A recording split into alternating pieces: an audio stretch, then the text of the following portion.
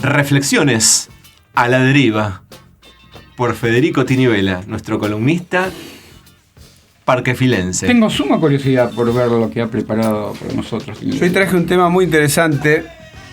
Yo les quiero decir que mi corazón está en Parquefil, pero me he mudado para la Florida. Muy bien. Es un dato que me gustaría que tengan en cuenta para la próxima. Lo voy a tener en cuenta. Pero sigue su corazón en Parquefil, como lo dijo, así que sigue siendo parquefilense. Es mi casa, mi nido, pero... Es más, en los primeros tiempos volví a Parquefil sin darme cuenta. Me llevaba el auto, como el caballo cansado. Mire, usted tiene un auto como un caballo. Sí, claramente. Una manera de decirlo, qué sé yo, sí.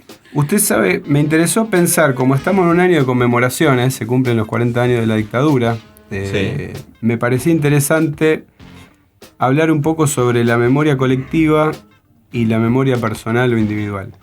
Para eso traje dos autores que me gustaría citar. En principio a Elizabeth Schelin, que dice así, les voy a leer un fragmentito Por favor. Y después comentamos. Sí. Dice, las fechas y aniversarios son coyunturas en las que las memorias son producidas y activadas. Son ocasiones públicas, espacios abiertos para expresar y actuar los diversos sentidos que se le otorga al pasado, reforzando algunos, ampliando y cambiando otros.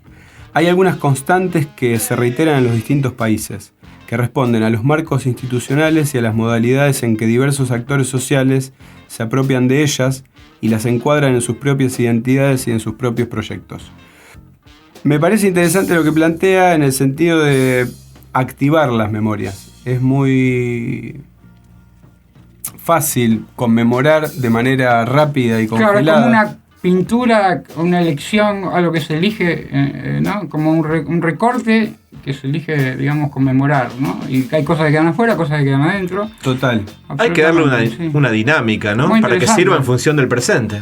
Totalmente. Muy interesante, sí. Entonces, sí. Hace historia y aparte es político eso. Está, ¿no? Bien lo que están planteando los dos, porque me parece que es interesante como corte y como activación. Claro, es político. Y como reflexión. Seguro. Por otro lado, es interesante plantear también que cuando se presentan estas conmemoraciones es lícito pensar que sería más productivo trabajar durante el año las memorias, que no sea solo un día. Sí, es lo que es un lugar común, pero sí, siempre se dice eso, ojalá pudiéramos todo el día, no hubiera día de tal, porque no sería necesario si realmente se cumpliera, digamos, con... Citando a lo mejor a los pueblos originarios, pensar en lo que ocurrió en la historia argentina y lo que sigue ocurriendo con los pueblos originarios.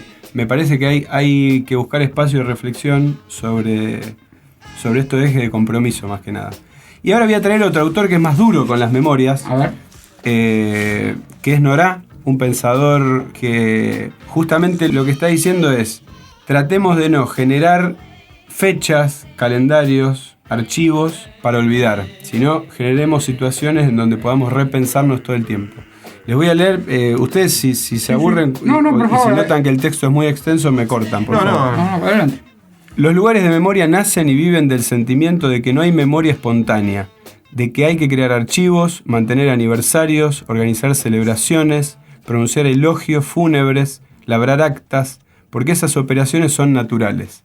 Por eso la defensa por parte de las minorías de una memoria refugiada en focos privilegiados y celosamente custodiados ilumina con mayor fuerza aún la verdad de todos los lugares de memoria. Sin vigilancia conmemorativa, la historia los aniquilaría rápidamente. Son bastiones sobre los cuales afianzarse. Pero si lo que defienden no estuviera amenazado, ya no habría necesidad de construirlos. Si los recuerdos que encierran se vivieran verdaderamente, serían inútiles. Y si en cambio la historia tampoco se apoderara de ellos para deformarlos, transformarlos, moldearlos y petrificarlos, no se volverían lugares de memoria. Es ese vaivén el que los construye. Momentos de historia arrancados al movimiento de la historia, pero que les son devueltos.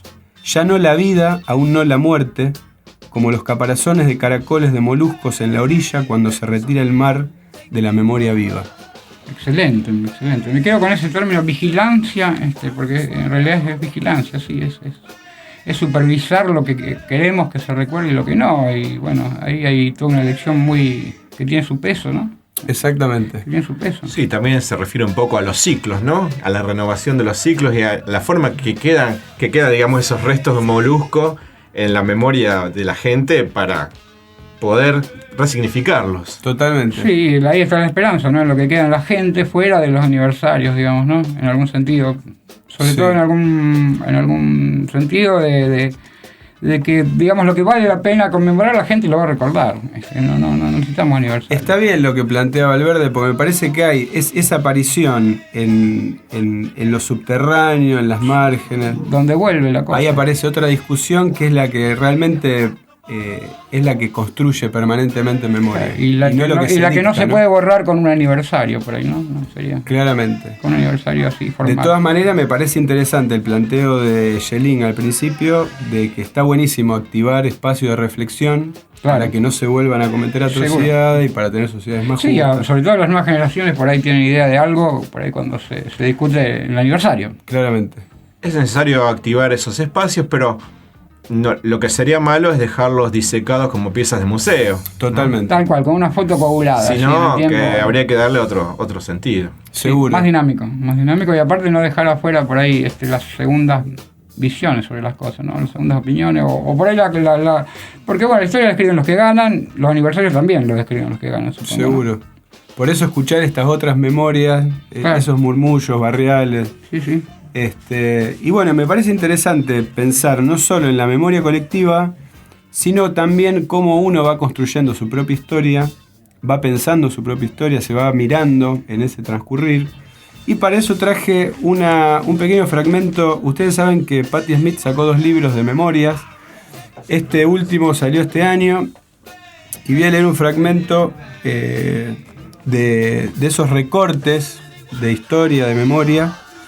En este caso, una situación que transcurre en Michigan. Esos fueron tiempos místicos, una era de pequeños placeres, cuando aparecía una pera en la rama de un árbol y caía a mis pies y me sostenía. Ahora no tengo árboles, no hay cuna ni soga de colgar la ropa. Hay borradores de manuscritos desparramados por el suelo, caídos de la cama durante la noche. Hay un lienzo sin terminar clavado a la pared y el aroma de eucaliptos que no logra enmascarar el enfermante olor de aguarrás usado y aceite de linaza. Entonces creo que por otro lado aparece este diálogo, ¿no? Diálogo interno, sí. Lo que uno construye con su propio pasado, con su propio interior, sí, y esta salida afuera. Y esta salida afuera es esa comparación siempre, ¿no? De lo que fue, lo que es, lo que falta, lo que está pasando. Sí, la subjetividad humana en general, ¿no? Es una reflexión muy interesante, sí. Y cómo reconstruye, cómo todo el tiempo nosotros pensamos aquel pasado tocándole piecitas, ¿no? Claro. Entonces, sí. Las construcciones con el paso del tiempo van siendo otras siempre. Sí, Borges decía que, no sé si con rigor científico o no, pero que el padre le había enseñado de alguna manera que cada vez que uno recuerda, olvida de alguna manera, ¿no? Porque recuerda algo y lo va modificando, cada vez que lo recuerda lo va modificando. Entonces, el último recuerdo en realidad es el más distorsionado. Es interesante eso. Sí, como un efecto bola de nieve que se va formando y claro, termina, digamos, el recuerdo con otra forma, digamos. A lo mejor lo que sería tolerable para la conciencia, diría Freud, ¿no? Sería un poco por ahí la cosa. Claro. Lo que uno puede recordar y quiere recordar. Y es muy interesante cómo de un mismo hecho o acontecimiento. Sí. Claro, lo que uno quiere también. Lo que uno quiere y puede, sí. Y lo que otros recuerdan de la misma situación. Sí. Absolutamente. Por eso hay una visión sesgada, digamos, en el recuerdo de uno mismo, ¿no? Sí, porque habría que haber otras aperturas. Seguro, la linealidad que uno hace de su historia por ahí es absolutamente ficticia. En realidad es una ficción neurótica, como se diría por ahí, pero es necesaria para vivir, ¿no? Decía Emerson que los puntos de la montaña están todos, digamos, son como una especie de caos, ¿no? Pero visto desde lejos, el camino tiene un sentido, ¿no? Visto de lejos, la montaña se ve. Cuando uno sube la montaña, por ahí no ve que está el sentido de la cosa, ¿no? Pero cuando lo ve de lejos, por ahí ve que es una montaña. Y por ahí uno necesitaría alejarse un poco también. Digo yo, no sé. No hagan esas caras porque me están asustando. No, yo creo que una reflexión hermosa. Sí, gran escritor, ¿no? Igual. Es un gran cierre. Sí, Emerson es un gran escritor. Y para ir cerrando, Fede, ¿qué reflexión final nos merece? No, justamente me parecía que lo que plantea Valverde es un poco el centro de la cuestión. No, a veces es difícil desenmarañar qué realmente fue lo que ocurrió y lo que está pasando. Y quiénes somos en ese qué está pasando. Entonces, no es una posición filosófica, Claro. sino existencial. Sí, absolutamente. Muy bueno lo que trajo usted, ¿eh? La verdad me pone contento. No, una que riqueza. que se pueda pensar conjuntamente la memoria desde el Barco Ebrio, un programa que siempre sube y baja como el muchacho que subía a la montaña. Así es.